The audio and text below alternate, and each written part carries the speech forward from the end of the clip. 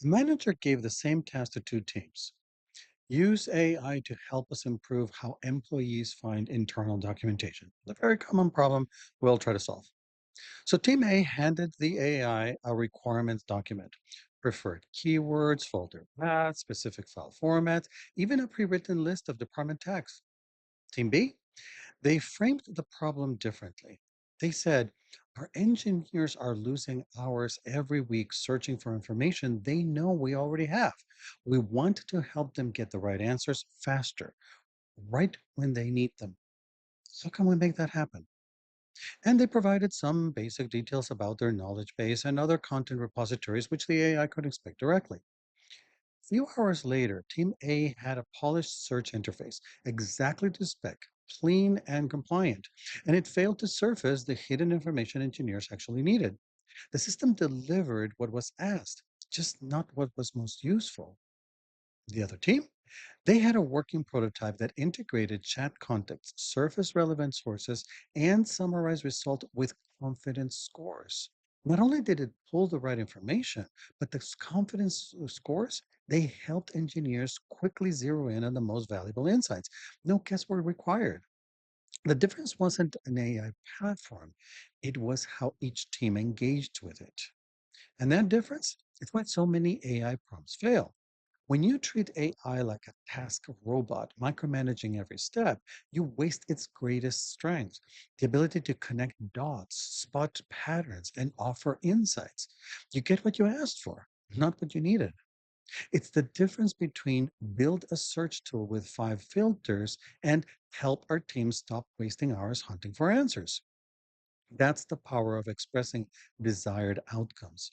And it's not just a prompt writing trick, it's a mindset shift that aligns perfectly with agile values, especially the four pillars: context, mindfulness, respect, and trust. So let's start with context. AI doesn't guess what matters, it can only respond to what you give it. When you include meaningful context, who the users are, what frustrates them, what you've tried before, you give the AI a chance to be helpful, not just correct. Next, mindfulness. Outcome based prompting forces reflection. What do we actually want to happen? Who does it help? What will success look like?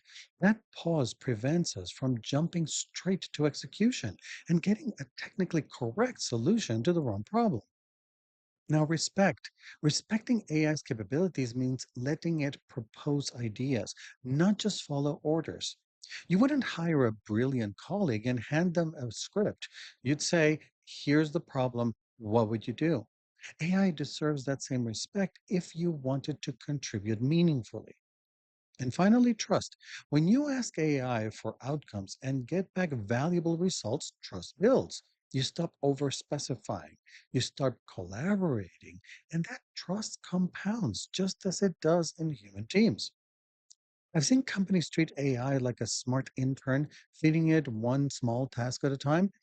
And I've seen companies treat AI like a strategic partner, sharing context, stating outcomes, and iterating together. And guess which one moves faster, learns faster, and innovates more effectively? Let's look at another example. Product team says, we need landing page copy, three bullet points, a CTA, under 100 words. AI delivers. It's technically correct and totally forgettable. Now imagine they say, our audience is time starved small business owners. We want them to feel immediate relief when they hit this page. What's the clearest way to convey that this tool will save them hours every week?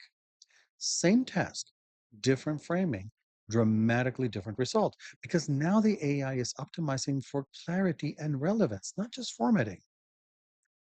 So, how do you make the shift?